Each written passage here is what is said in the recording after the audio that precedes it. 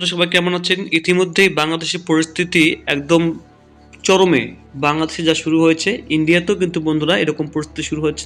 তাছাড়াও এত পরিমাণে মানুষ যাওয়া আসা করতো আগে, সেটা কিন্তু বন্ধ হয়ে গেছে ভিসা। তো বন্ধুরা, দেশে ধর্মীয় হিংসা বাড়ছে, মোদিকে চিঠি। তো এর মধ্যে 2024 ফুরিয়ে যাচ্ছে এবং 2025 সালে শুরু হচ্ছে এনপিআর। তবে কি এনআরসি খুব শীঘ্রই হতে চলেছে বন্ধুরা? দেশে বাড়ছে ধর্মীয় হিংসা, মোদিকে চিঠি, উদ্বিগ্ন প্রাক্তন শীর্ষ আমলাদের। কি বলেছে আমরা তো দেখে নেব বন্ধুরা। দেশে বলতে বিদেশেও, মানে বাংলাদেশেও ধর্মীয় হিংসা বাড়ছে। এখানে দেখুন, অযোধ্যার পথে কাশ্মীর বিশ্বনাথ মন্দির সংলগ্ন জ্ঞানব্যাপী এবং মথুরার জন্মকৃষ্ণ লাগোয়া শাহী ঈদগাহ বিতর্ক আদালতে পৌঁছেছে। সম্প্রতি উত্তরপ্রদেশের সম্বলে মন্দির মসজিদ বিতর্কে প্রাণ গিয়েছে বেশ কয়েকজনের। বিতর্কে নবতম সংযোজন আজমিরের মঈনুদ্দিন চিশতির দরগা। এছাড়া স্বঘোষিত গৌরক্ষক ধর্মরক্ষকদের তাণ্ডব তো রয়েছেই। বিরোধীরা এই ঘটনা প্রবাহকে ধর্মীয় জিগিরের রাজনীতি হিসেবেই দেখছে। ধর্মের নামে এই অশান্তি বিবাদ মেরুকরণকে ভালো চোখে দেখছেন না দেশের প্রাক্তন আমলা, মুখ্য সচিব, রাষ্ট্রদূত এবং উচ্চ পদস্থ সরকারি আধিকারিকরাও উদ্বেগ প্রকাশ করে। এই নিয়ে প্রধানমন্ত্রী নরেন্দ্র মোদীকে চিঠি লিখেছেন। তারা জানিয়েছেন, দেশের সাম্প্রদায়িক সম্প্রীতির ক্রম অবনতি ঘটছে। হিন্দু, মুসলিম, খ্রিস্টান সম্প্রদায়ের মধ্যে বিভাজনের ফলে সংখ্যালঘুরা উদ্বিগ্ন ও নিরাপত্তাহীনতায় ভুগছে। তাই পরিস্থিতির জন্য বিভিন্ন রাজ্যের সরকার একপাশে ভূমিকা এবং প্রশাসনিক কাঠামোকে দায়ী করেছেন তারা। এদিন দেশভাগ এবং তৎকালীন সাম্প্রদায়িক হিংসার কথাও প্রধানমন্ত্রীকে স্মরণ করে দিয়েছেন প্রাক্তন সরকারি আধিকারিকরা। প্রধানমন্ত্রীকে পাঠানো চিঠিতে তারা জানিয়েছেন, দেশভাগ ও তার পরিপ্রেক্ষিতে সাম্প্রদায়িক হিংসার দগদগে স্মৃতি এখনও রয়ে গেছে।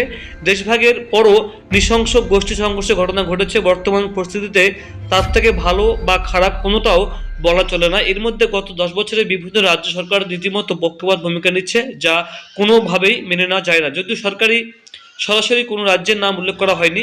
ওই চিঠিতে গোরক্ষকদের তাণ্ডব, গণহত্যার উদ্দেশ্য নিয়ে সংখ্যালঘু বিদ্বেষী বক্তৃতা, ব্যবসা বয়কটের ডাক,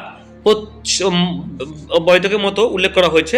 শুধু তাই নয়, বিভিন্ন রাজ্যে বুলডোজার নিয়ে মুসলিম সম্প্রদায়ের মানুষের বাড়ি গুড়িয়ে দেওয়ার ঘটনাও তুলে ধরেছেন তারা।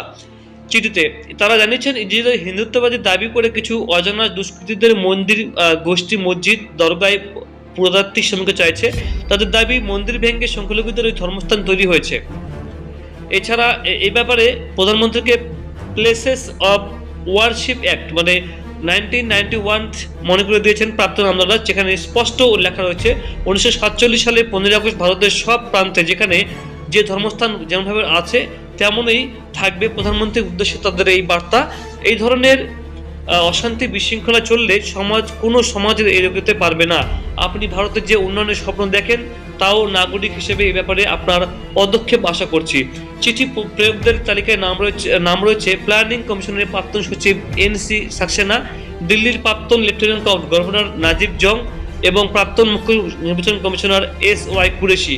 ব্রিটেনে ভারতের প্রাক্তন হাইকমিশনার শিব মুখোপাধ্যায় প্রমুখের, অবসরপ্রাপ্ত vice chief of army staff lieutenant general এবং জামিরুদ্দিন সহ রিজার্ভ ব্যাংক অফ ইন্ডিয়ার প্রাক্তন ডেপুটি গভর্নর রবি গুপ্তা।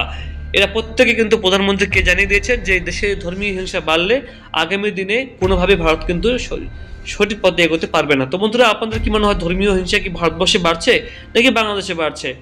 বন্ধুরা অবশ্যই কমেন্ট জানাবেন। Thank you so much.